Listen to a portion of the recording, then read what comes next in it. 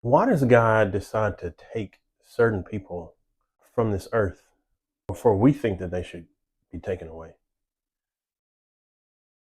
I was reading through Genesis chapter 5. Now, I studied throughout the entire Bible, but for some reason, not even for some reason, I believe God is just kind of showing me some things in the Old Testament. So I'm in chapter 5 and I'm reading through, which I'll read some parts here about Adam, Seth, Enoch, um, and I just happened to think of something, especially when it comes to like our families, friends, and why God decides to take certain people away from this earth and to be with Him. If this is your first time checking out this channel, this page, my name is Christopher, the Boy Dad. If you like this content, please click the like button. If you have any comments, please feel free to comment. I will respond to those comments. And if you like the content in general and want to see more of it, please click the subscribe or follow button. So let's jump into it. Genesis chapter 5. This is the book of the genealogy of Adam in the day that God created man. He made him in the likeness of God. He created them male and female and blessed them and called them mankind in the day they were created. And Adam lived 130 years and begot a son in his own likeness after his image and named him Seth. After he begot Seth, the days of Adam were 800 years and he had sons and daughters. So all the days that Adam lived were 930 years and he died. Now, I'm going to kind of jump down because there's a lot of other sons and daughters that came from Adam and came from Seth. We're going to jump down to verse number 12. Canaan lived 70 years and begot Mahalalel. After he begot Mahalalel, Canaan lived 840 years and had sons and daughters. So all the days of Canaan were 910 years and he died. Mahalalel lived 65 years and begot Jared. And then Jared lived 162 years and begot Enoch. Now this is where the part, I'm going to hit this part, and I'm going to have some other points, but Jared lived 162 years and begot Enoch. After he begot Enoch, Jared lived 800 years and had sons and daughters. So all the days of Jared were 962 years and he died. Enoch lived 65 years and begot Methuselah. After he begot Methuselah, Enoch walked with God 300 years and had sons and daughters. So all the days of Enoch were 365 years. And Enoch walked with God. This is the big point here. Enoch walked with God and he was not, for God took him. So God in this scripture took Enoch, which means he didn't die. So we're going to kind of dive into that, and I'll kind of dive into why I believe God took Enoch at that point. But it's just interesting that when God decides to take someone away from this earth, when God decides to allow someone's life to end. The reason I thought about that is we all have grandparents. Some of us have grandparents that are still in our lives. Some of them have passed. So I have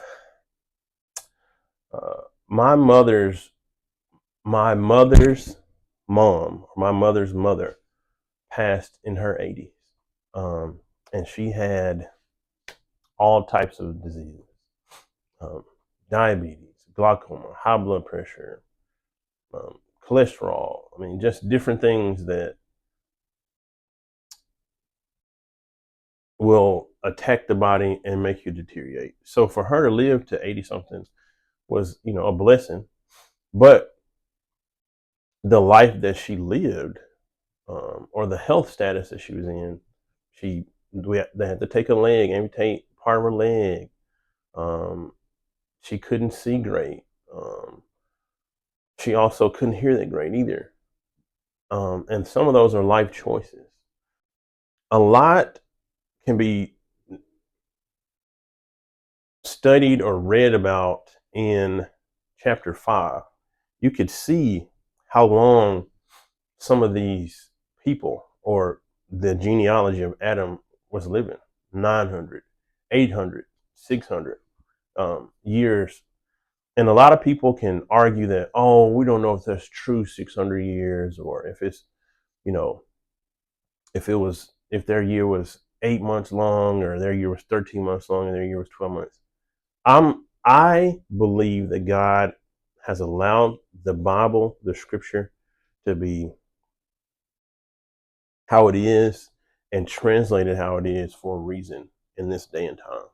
So I'm going to take it as the years that we use now. So for people to live 900 plus or 800 plus years, I think that has to do with, one, genetics. You can see that God was the direct creator of Adam. There was no impurities, there was no mutations, there was just pure DNA, pure blood in Adam, pure breath of life from God. So they had great genetics, they had great health, they had great diets. A lot of people nowadays like to say our diet should be full of meat, animal fat, proteins and things like that. And I don't disagree that we can partake in that. I do partake in meat. But at that time, there was no meat that was being eaten. There was only vegetables, fruit, herbs. You can see in chapter 1 and 2, God specifically saying every herb of the field, fruit of the trees, any vegetation was good for man to eat and beast to eat. So there was not a lot of animal, or if at all, any animals being killed and eaten at that time. So the diet was very healthy, very nutritious, and then the the health aspect of exercise was there as well. There were no cars, there were no airplanes, there were no helicopters at that time. So to tie that back into my family, my grandmother would, for sure, now her living situation was different as well. She wasn't. I don't even think she would. I wouldn't even say she's middle class. She was, low class. Didn't eat the greatest. Didn't drink the greatest. So for her to live to 80 was also due to modern science, modern medicine rather, that would help prolong the life. But how would you call it living if we have to be on every kind of medication? If we can't really enjoy the world, the earth as God intended intended for us to do.